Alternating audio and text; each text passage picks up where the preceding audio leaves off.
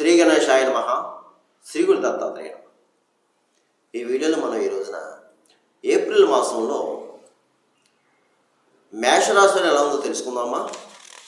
మేషరాశి అశ్వని 1, 2, 3, 4 పదాలు, భరణి 1, 2, 3, 4 పదాలు, గుర్తుగా ఒకటో పదం మేషరాశిలోకి వస్తాయమ్మా. అయితే ఈ మాసం, ఈ ఏప్రిల్ మాసంలో మీకు గ్రహ సంచారం కాస్త మిశ్రమ ఫలాలు సూచిస్తున్నాం. గ్రహ సంచారం మిశ్రమ ఫలాలు సూచిస్తుంది. కొన్ని విషయాలు అనుకూలంగా ఉంటాయి మీకు, కొన్ని విషయాలు ప్రతికూలంగా ఉంటాయి. అయితే దంపతుల మధ్య ప్రేమగా ఉంటాయి, కుటుంబ సఖ్యత బాగుంటుంది. కాకపోతే అంటే అప్పుడప్పుడు కాస్త డిస్టర్బ్ అవుతారు దంపతులు. ఏదో చిన్న చిన్న చికాకులు ఉంటాయి, కాస్త అర్థం చేసుకుని మెలగండి. ఇకపోతే మిత్రవర్గం వారి యొక్క సహాయ సహకారాలు మనకు బాగానే ఉంటాయి. కానీ బంధువర్గం వారితో మాత్రం కాస్త చికాకు ఉంటుంది. బంధువర్గం వారు, అలాగే రక్త సంబంధికులు ఎవరైతే ఉన్నారో వాళ్ళతోటి కాస్త ఇబ్బందికరమైన వాతావరణం, చిన్న చిన్న మనస్పర్ధలు రావడానికి అవకాశం కనిపిస్తుంది. కానీ మీరు ఏంటంటే మీ పని మీరు చేసుకుని వెళ్ళిపోండి. వాదోపవాదాలకు దిగొద్దు, వాదోపవాదాలకు వెళ్ళొద్దు. కాస్త ఈ మాసం ఓపిక పట్టండి. అయితే ధనం విషయంలో బాగానే ఉంటుంది, సమయానికి ధనం వస్తుంది. కానీ అధిక ఖర్చులు, విపరీతమైన ఖర్చులు ఉంటాయి. అలాగే ఆరోగ్య విషయంలో చాలా జాగ్రత్తగా తీసుకోవాలి ఈ మాసం. మీరు హెల్త్ విషయంలో హెల్త్ ఇష్యూస్ ఎక్కువ రావడానికి అవకాశం ఉంది. అలాగే ప్రయాణ విషయంలో కూడా చాలా జాగ్రత్త. దూర ప్రయాణాలు అవసరమైతేనే చేయండి, లేకపోతే వద్దు. అలాగే ధనం విషయం అంటే పెట్టుబడి విషయంలో మాత్రం ఇన్వెస్ట్ చేసేటప్పుడు ఆలోచించి చేయండి. పెట్టుబడి పెట్టేటప్పుడు ఆలోచించండి. అవసరం అయితేనే పెట్టండి, లేకపోతే లేదు. కొన్ని విషయాల్లో అనుభవం సలహా తీసుకుంటే మంచిది. ఇక ఈ భూమి గృహం సంబంధించిన లావాదేవీలు, ఆర్థిక లావాదేవీలు ఈ మాసానికి కాస్త వాయిదా వేయండి. అలాగే శుభమూలక ధనం ఏమవుతుంది అంటే శుభకార్యాల నిమిత్తం, అంటే ఏదన్నా విందు వినోదాలు పాల్గొనడం, శుభకార్యాలకు హాజరవడం, లేదంటే శుభమూలక ధనం ఏమో అవడానికి అవకాశం ఉంది. తర్వాత ఇతరుల విషయంలో ఎవరి విషయంలో కూడా జోక్యం కలిగించవద్దు. అలాగే ఎవరికి కూడా మీరు హామీలు వద్దు. నోటి దోషం చేయొద్దు. మీ నోటిని అదుపులో ఉంచుకోండి. కొంచెం పరిస్థితులు మనకి ఇప్పుడు ఎలా ఉంటుందంటే, ఈ మాసం మీకు ఒక పరీక్షాకాలం అన్నట్టు ఉంటుంది. అందువల్ల అర్థం చేసుకోండి. జీవన విధానం బాగానే ఉంటుంది, అందులో ఏమాత్రం సందేహం. వృత్తిపరంగా బాగుంటుంది. ఎవరు ఏ వృత్తిలో ఉన్నా రాణింపు ఉంటుంది, గుర్తిస్తారు. అన్ని విషయాలు బాగుంటాయి. కాకపోతే ఈ విషయాలు జాగ్రత్తగా ఆలోచించుకోండి. ఇక స్థల మార్పులు, గృహ మార్పులు కూడా కనిపిస్తున్నాయి ఈ మాసం. మీకు ఈ మాసం స్థల మార్పు, గృహ మార్పు కనిపిస్తున్నాయి. అలాగే మీరు ముఖ్యంగా చెప్పదగిన సూచన ఏంటంటే నోటి దూషణ చేయొద్దు, గురువుల్ని బ్రాహ్మణుల్ని దూషించొద్దు, పెద్దవాళ్ళని గౌరవించండి. అనవసరంగా ఎవరి మీద కామెంట్స్ చేయొద్దు. ఈ మాసం రియల్ ఎస్టేట్ వారు మాత్రం కాస్త కష్టపడాలండి. మీకు రియల్ ఎస్టేట్ వారు కష్టపడాలి.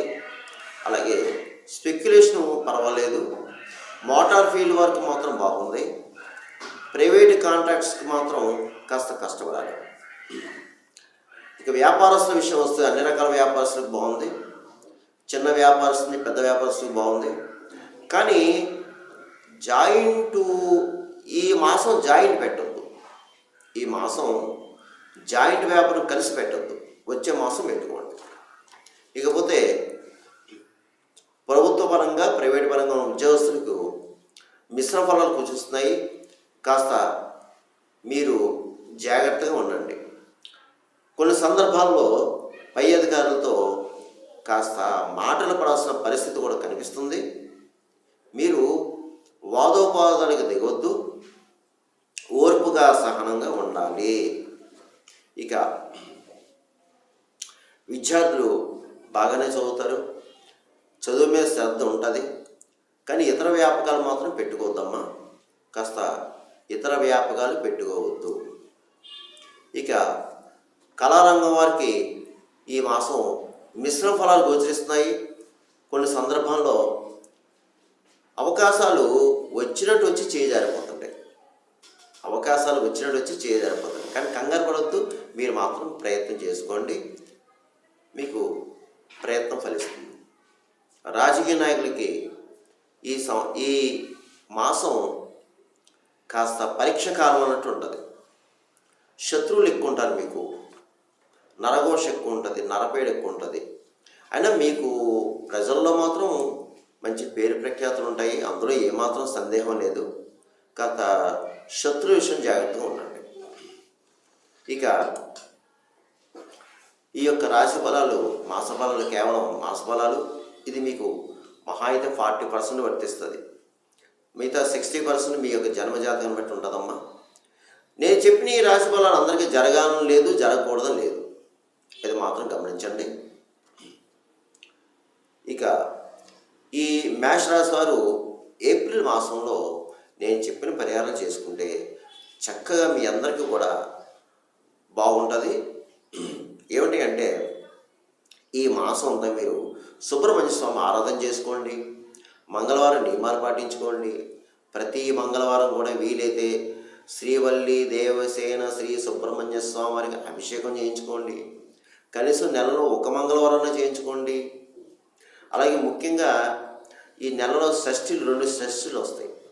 షష్ఠి తిథి రోజున ప్రదోష వేళలో సాయంత్రం వేళ సుబ్రహ్మణ్య స్వామి వారికి అర్చన చేయించుకోండి. అలాగే ఒకసారి వీలైతే మీరు శ్రీకాళహస్తి వెళ్ళడానికి ప్రయత్నం చేయండి. శ్రీకాళహస్తి వెళ్ళి ఒక మంగళవారం రోజున రాహుకేతు పూజ చేయించుకోండి. ఇక మీరు అమావాస్యకి ముందు వచ్చే మాస శివరాత్రి రోజున రుద్రాభిషేకం చేయించుకోండి శివాలయంలో. ఒకసారి ఒక మంగళవారం మీరు కందులు, ఎర్ర వస్త్రంలో కిలంపో కందులు మూట కట్టి బ్రాహ్మణునికి దానం చేయండి. యథాశక్తి దక్షిణతాంబూలం ఇవ్వండి. తర్వాత గోవుకి ఆహారం పెట్టండి, గోవుకి గడ్డి పెట్టండి. అలాగే మంగళవారం రోజు కానీ శనివారం రోజు కానీ కుక్కలకి బిస్కెట్లు, బ్రెడ్ పెట్టండి. భిక్షగాలకు ఆహారం వేయండి.